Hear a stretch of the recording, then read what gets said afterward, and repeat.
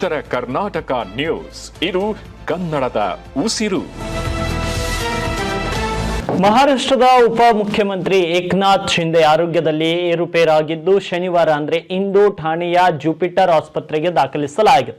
ಶುಕ್ರವಾರದಿಂದಲೇ ಅವರು ಲಘು ಜ್ವರ, ಮೈಕೈ ನೋವು ಮತ್ತು ತೀವ್ರ ಸುಸ್ತಿನಿಂದ ಬಳಲುತ್ತಿದ್ರು ಎನ್ನಲಾಗಿದೆ. ಈ ಹಿನ್ನೆಲೆ ಮುನ್ನೆಚ್ಚರಿಕಾ ಕ್ರಮವಾಗಿ ವೈದ್ಯರ ಸಲಹೆಯ ಮೇರೆಗೆ ಅವರನ್ನು ಆಸ್ಪತ್ರೆಗೆ ಸೇರಿಸಲಾಗಿದ್ದು ಚಿಕಿತ್ಸೆಯನ್ನು ನೀಡಲಾಗಿದೆ. ಆಸ್ಪತ್ರೆಗಳ ಮೂಲಗಳ ಪ್ರಕಾರ ಏಕನಾಥ್ ಶಿಂದೆಗೆ ಸದ್ಯ ರೊಟೀನ್ ಹೆಲ್ತ್ ಚೆಕ್ಅಪ್, ನಿಯಮಿತ ಆರೋಗ್ಯ ತಪಾಸಣೆ ಮಾಡಲಾಗುತ್ತಿದೆ. ಅವರ ಆರೋಗ್ಯ ಸ್ಥಿರವಾಗಿದ್ದು ಸಾರ್ವಜನಿಕರು ಹಾಗೂ ಅಭಿಮಾನಿಗಳು ಆತಂಕ ಪಡುವ ಅಗತ್ಯವಿಲ್ಲ ಅಂತ ವೈದ್ಯರು ತಿಳಿಸಿದ್ದಾರೆ. ಜ್ವರ ಮತ್ತು ಸುಸ್ತಿಗೆ ನಿಖರ ಕಾರಣ ತಿಳಿಯಲು ವೈದ್ಯರ ತಂಡವು ವಿವಿಧ ರಕ್ತ ಪರೀಕ್ಷೆಗಳನ್ನು ನಡೆಸುತ್ತಿದ್ದು ಆರೋಗ್ಯದ ಮೇಲೆ ನಿರಂತರ ನಿಗಾ ಇರಿಸಿದೆ. ಸದ್ಯಕ್ಕೆ ಆಸ್ಪತ್ರೆಯ ಕಡೆಯಿಂದಾಗಲಿ ಅಥವಾ ಉಪಮುಖ್ಯಮಂತ್ರಿಗಳ ಕಚೇರಿಯಿಂದಾಗಲಿ ಯಾವುದೇ ಅಧಿಕೃತ ವೈದ್ಯಕೀಯ ಬುಲೆಟಿನ್ ಬಿಡುಗಡೆ ಆಗಿಲ್ಲ. ಮಹಾರಾಷ್ಟ್ರದಲ್ಲಿ ಸದ್ಯ ಮುಂಗಾರು ಚುರುಕಾಗಿದ್ದು ಸಾಂಕ್ರಾಮಿಕ ರೋಗ ಮತ್ತು ವೈರಲ್ ಇನ್ಫೆಕ್ಷನ್ ಪ್ರಕರಣಗಳು ಹೆಚ್ಚುತ್ತಿವೆ. ಶಿಂದೆ ಅವರಿಗೂ ಇದೇ ರೀತಿಯ ಹವಾಮಾನ ಬದಲಾವಣೆಯ ಜ್ವರ ಬಂದಿರುವ ಸಾಧ್ಯತೆ ಇದೆ ಎನ್ನಲಾಗಿದೆ. ಶಿವಸೇನೆಯ ಹಿರಿಯ ನಾಯಕರು ಮತ್ತು ಸರ್ಕಾರಿ ಅಧಿಕಾರಿಗಳು ಆಸ್ಪತ್ರೆಯ ವೈದ್ಯರೊಂದಿಗೆ ನಿರಂತರ ಸಂಪರ್ಕದಲ್ಲಿದ್ದಾರೆ.